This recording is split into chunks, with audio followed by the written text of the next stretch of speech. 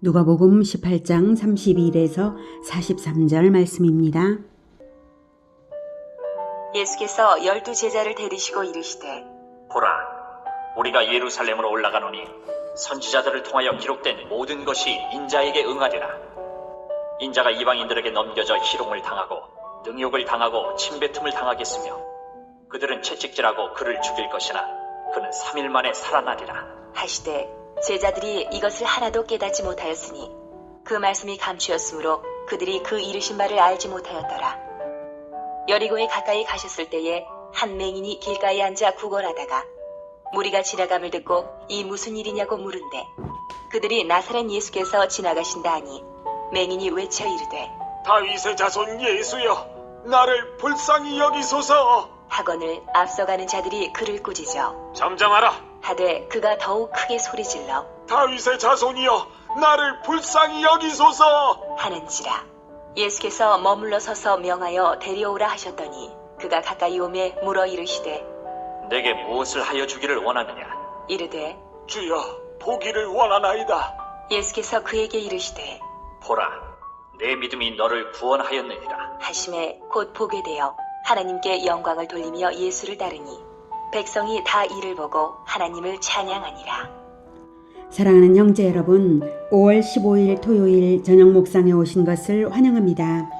누가복음 18장의 여러 이야기들이 서로 관계없는 이야기들이지만 같은 주제가 들어있다고 말씀드렸는데요.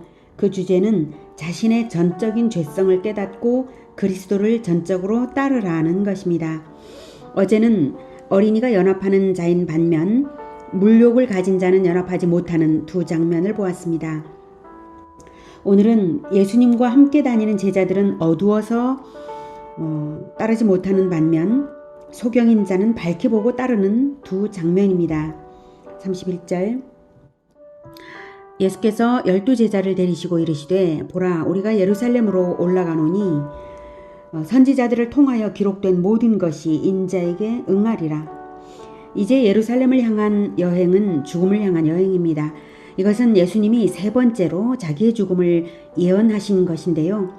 자기의 죽음이 구약 모든 예언의 성취라는 것을 알리시는 것입니다. 실로 구약 시대의 역사는 그리스도를 보내기 위한 역사요. 구약 성경은 그리스도의 모든 것을 예언한 또는 예표한 것입니다. 구약의 모든 피의 제사는 그리스도의 대속의 죽음을 예표하고 십자가 언약의 피 흘림에 그 피 흘림에 구약의 하나님의 모든 행위가 다 그 십자가에 걸려 있다고 해도 과언이 아닙니다. 그러므로 따로 기록된 예언 구절을 말할 것도 없이 구약 전체가 그리스도에 대한 예언이지만 굳이 대표적으로 언급한다면 시편 22편, 이사야 53장, 다니엘 9장 20절, 26절 등은 십자가의 대속사역 자체와 그 결과를 말하는 예언입니다. 그러므로 구약 성경을 제자들이 배웠다면 예수님의 예언을 알아들어야 하는 것이죠. 그리고 예수님의 예언은 아주 구체적이고 사실 자체를 말씀하셨습니다. 어려운 말씀이 아니에요. 32, 33절 인자가 이방인들에게 넘겨져 희롱을 당하고 능욕을 당하고 침뱉음을 당하겠으며 그들은 채찍질하고 그를 예수님을 죽일 것이나 그는 인자는 3일 만에 살아나리라. 첫째, 장소는 예루살렘입니다. 예루살렘으로 이제 가노니 하면서 우리가 예루살렘으로 올라가노니 하면서 말씀하셨죠. 장소는 예루살렘. 이것이 의의는 무엇이냐면 구약 모든 예언의 성취입니다. 선지자들을 통하여 기록된 모든 것이 인자에게 응하리라. 구약 모든 예언의 성취입니다. 방법은 무엇이냐? 이방인들에게 넘겨져서 이런 일을 당한다. 구체적인 순환은 무엇이냐면 희롱, 능욕, 침뱉음, 채찍질, 죽임입니다. 그리고 그 결과는 무엇이냐면 3일 만에 살아나리라. 이렇게 정확하게 예언하고 계십니다.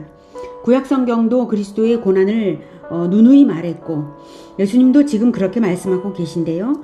이미 세 번째 십자가 순환 예고이니 알아들어야 하죠. 12제자라면요. 그런데 34절 제자들이 이것을 하나도 깨닫지 못하였으니 그 말씀이 감추었으므로 그들이 그 이르신 바를 알지 못하였더라. 그 말씀이 감추었으므로 하나님이 감추신 것이 아니죠. 하나님은 지금 드러내셨잖아요. 예수님이 액면 그대로 말씀하셨잖아요. 하나님이 진실을 감추셨다는 뜻이 아니죠. 사람 자신의 염려, 탐심, 죄악이 그 사람의 눈을 어둡게 하여서 감추어졌다는 뜻입니다. 그러므로 말씀이 감추이는 것은 본인의 마음이 청결하지 못해서 그렇습니다. 마태복음 산상수훈에서도 마음이 청결한 자는 하나님을 본다고 하지 않습니까? 마음이 청결하지 못하면 하나님의 말씀을 들어도 보이질 않아요. 들리지가 않고 하나님 말씀의 진정한 뜻이 보이지 않습니다. 제자들의 어떤 마음이 그 말씀을 감추고 있었을까요? 제자들은 예수님이 정치적으로 왕이 될 것을 기대하고 있었던 거죠. 그 당시 예수님의 인기가 드높아서 예수님이 가시는 곳에는 늘 사람들이 운집하고 심지어는 수만 명씩 모여서 밟힐 정도까지 되는 이런 일들이 있었습니다. 이스라엘 사람들이 그리스도를 기다리고 있어서 그런 것이죠. 이스라엘이 그렇게 큰 나라가 아니라는 걸 생각할 때 수만 명이 모였다는 건 보통 일이 아닙니다. 그들이 기대하는 그리스도는 다윗 왕가를 다시 세울 왕인 것이죠. 무리의 소망은 그것입니다.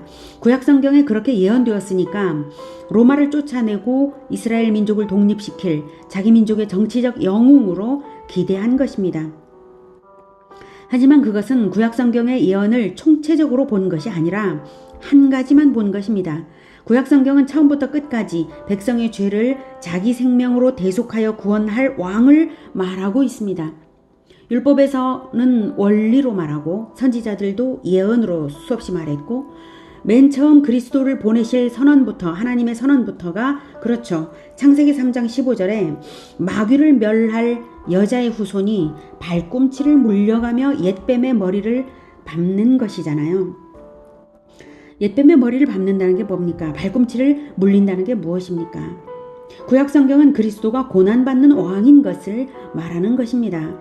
발꿈치를 물려가며 죽음을 당해가며 마귀를 멸하는 것을 말하는 것입니다. 왕의 영광은 그래서 고난 이후에야 있는 것입니다. 그런데 그리스도의 고난을 받아들이지 못하는 것이죠. 제자들의 눈이 어두운 것이죠. 탐심 때문이죠. 예수님이 곧 정치적 영웅이 되어서 왕이 되길 잔뜩 기대하며 각자 마음의 정치적 야망을 가지고 있었던 것입니다. 나는 어떤 자리를 하나 맡을까 이런 생각을 하고 있었던 거예요. 그래서 액면 그대로 예언하시는 말씀도 믿어지지가 않은 것이죠. 믿고 싶지가 않은 거예요. 그래서 탐심이 그들의 눈을 어둡게 한 것입니다. 설마 한 것이죠. 예수님은 예루살렘을 향한 마지막 여행을 하시는데요. 여리고를 거치는 길은 지름길은 아니에요. 먼 길을 택하셨어요. 35절 여리고에 가까이 가셨을 때에 굳이 먼 길을 선택한 데에는 한 맹인을 만나시려는 계획이 있으셔서 그런 것입니다. 여리고에 가까이 가셨을 때에 라는 표현은 마태복음, 마가복음에서는 여리고에서 떠날 때에 맹인을 만나는 것으로 기록되었습니다. 이렇게 서로 다르게 기록이 되어 있어서 부정확해 보이는 것 때문에 성경을 믿을 수 있냐 이런 의구심이 일어나는데요. 이것은 성경이 틀린 것이 아니라 오히려 성경이 정확한 것을 증명하는 부분입니다. 실제 지명으로 여리고가 두 개의 여리고가 연이어 있었기 때문인데요. 옛 여리고와 새 여리고가 있었습니다. 구제주와 신제주가 있는 것처럼요. 그래서 둘 다 제주시잖아요. 바디메오 치유 사건은 옛 여리고와 새 여리고의 중간 지역에서 일어난 일이죠.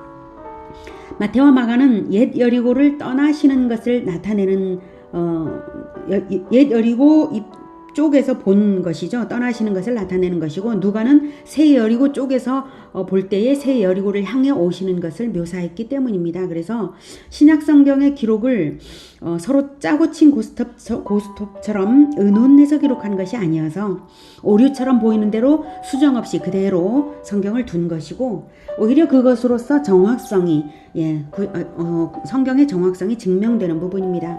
성경은 조작된 것이 아닙니다. 오늘 주제와는 무관하지만 마침 성경의 무호성은 중요해서 말씀드렸습니다. 자, 한 맹인이 길가에 앉아 구걸하다가 마가복음에는 바디메오라고 이름이 나옵니다. 36절부터 무리가 지나감을 듣고 이 무슨 일이냐고 물은데 그들이 나사렛 예수께서 지나가신다 하니 맹인이 외쳐 이르되 다윗의 자손 예수여 나를 불쌍히 여기소서 하거늘. 바디메오는 다윗의 자손 예수여 라고 불렀습니다. 다윗의 자손이란 말은 그리스도라는 뜻입니다. 과거 다윗 왕에게 하나님이 주신 언약이 있었거든요. 역대상 17장 14절에는 내가 영원히 그리스도를 내 집과 내 나라에 세우리니 그의 왕위가 영원히 견고하리라 하셨다 하라. 이렇게 다윗에게 전하라고 하신 하나님의 말씀입니다. 다윗의 집, 다윗의 나라라고 말씀 안 하시고요. 하나님은 내 집과 내 나라에 세우리니 그의 왕위가 영원히 견고하리라. 그 후손을 다윗의 후손으로 주겠다. 이렇게 말씀하신 거예요. 이렇게 영원한 하나님 나라의 왕으로 언약되신 분이 그리스도입니다. 바디메오가 다윗의 자손 예수여 나를 불쌍히 여기소서라고 한 것은 그리스도께서 자기를 구원해 달라는 것입니다. 얼마나 크게 소리를 질렀는지 39절 앞서가는 자들이 그를 꾸짖어 잠잠하라 할 정도였어요. 그런데 무리에게 욕을 먹어가면서도 다시 더욱 크게 소리 질러 다윗의 자손이여 나를 불쌍히 여기소서 하는지라. 바디메오 입장에서는 두 가지 이유로 절박성이 있었습니다. 예수님이 아니면 자기를 구원할 자가 없다는 것과 자기가 예수님을 만날 기회가 이때 아니면 없다는 것입니다. 예수님이 십자가에 죽으실 걸 알았다는 뜻이 아니라 맹인으로서 그리고 어쩌다 여리고에 오신 예수님을 어떻게 만나겠습니까? 그러니까 정말 천재 이루의 기회를 놓쳐서는 안 되는 거죠. 바디메오는 그가 주변의 방해와 비난을 아랑곳하지 않고 강한 용기로 부를 수 있었던 것은 이사야의 예언이 자기에게 이루어질 일이라고 확신했기 때문일 것입니다. 이사야 35장 5절에는 그리스도가 오시면 일어날 일들 중에 이렇게 기록된 것이 있어요. 이사야 35장 5절 그때에 맹인의 눈이 밝을 것이며 못 듣는 사람의 귀가 열릴 것이며 이렇게요. 이 말씀을 믿고 그리스도를 기다리고 있었던 것입니다. 그래서 바로 반응을 한 거예요. 40, 41절 예수께서 머물러 서서 명하여 데려오라 하셨더니 그가 가까이 오매 물어 이르시되 내게 무엇을 하여 주기를 원하느냐 이르되 주여 보기를 원하나이다. 무엇을 하여 주기를 원하느냐 주여 보기를 원하나이다. 주여 보기를 이것은 원어상으로는 우러러보게 되기를 또는 다시 보게 되기를 이라는 의미입니다. 우러러보고 다시 보고 라는 다시 우러러보고 이 뜻이 원어상의 의미에 있습니다. 이로써 알 수 있는 것은 바디메오가 예수님께 대한 경외심으로 주를 우러러보고 싶다는 것과 과거에 시력이 있었던 자였다는 사실을 알 수 있습니다. 예수님이 데려오라 하셨을 때에 이미 맹인이 겉옷을 버리고 뛰어나왔다고 마가복음에는 나옵니다. 겉옷. 그 겉옷은 그 당시에는 한 재산처럼 여기는 아주 귀중한 것입니다. 겉옷은 밤에는 이불이 되기도 하고 낮에는 걸치고 그렇게 이제 자기의 그 뜨거운 어떤 열기로부터도 보호하고 바람으로부터도 보호하고 아주 중요한 것이거든요. 근데 그것을 버릴 정도의 마음이었죠. 바디메오는 거지였습니다. 맹인이라는 처지가 고통이긴 하지만 자포자기하고 그저 배나 골치 않을 재물을 원할 수도 있는 일이었죠. 하지만 연명을 위한 물질을 원한 것이 아니라 빛을 원한 것입니다. 보기를 원합니다. 사실 우리 시대의 대다수의 사람들은 자신의 영적 어둠을 알지 못하며 그저 경제적인 근심이나 탐심에 빠져 있음을 생각할 때에 예수님이 이 시대 사람에게 같은 질문을 하신다면 어떤 대답을 해야 할까요? 우리에게 물으신다면 우리 역시 바디메오와 동일한 대답을 올려드려야 하지 않을까요?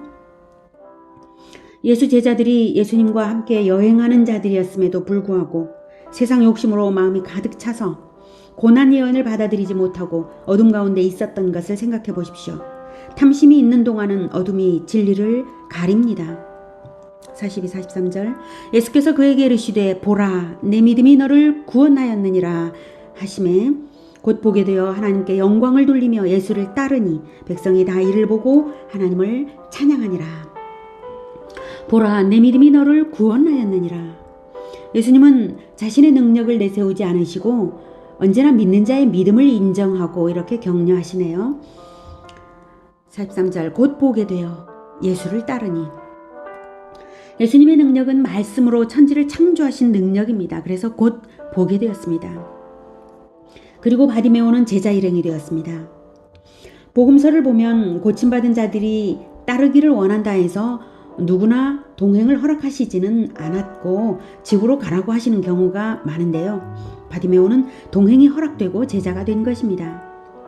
본장의 교훈과 사건들은 모두 자신의 전적인 죄성을 정직하게 깨닫고 하나님에 대한 전적인 의존을 지속하라는 가르침이 있다고 어제도 말씀드렸는데요. 12제자들조차도 탐심이 들어왔을 때에 영안이 어두워진 것을 보면 모든 인간의 전적인 죄성이 다시 확인됩니다.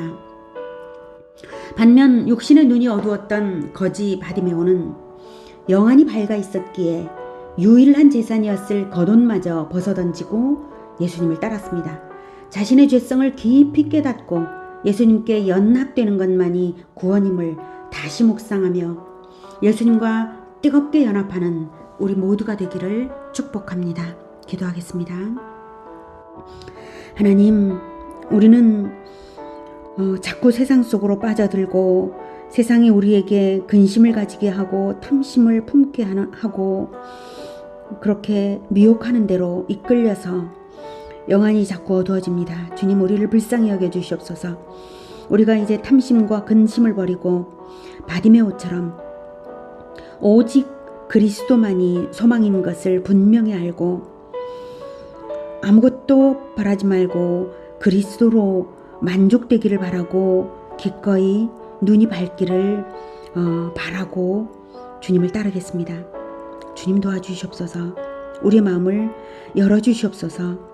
우리가 세상 것이 우리 마음에 들어올 때마다 자꾸 예수님을 잊어버리고 예수님의 가르침을 잊어버리고 세상이 주는 지침대로 행하는 일들이 많았습니다. 주님 불쌍히 여겨주시고 용서하여 주시며 이제 다시 예수님의 보혈로 덮으시고 우리의 눈을 열어 주시옵소서. 오직 주님만 따르게 하여 주시옵소서. 예수님의 이름으로 기도드립니다. 아멘. 이어지는 시간은 개인기도 시간입니다.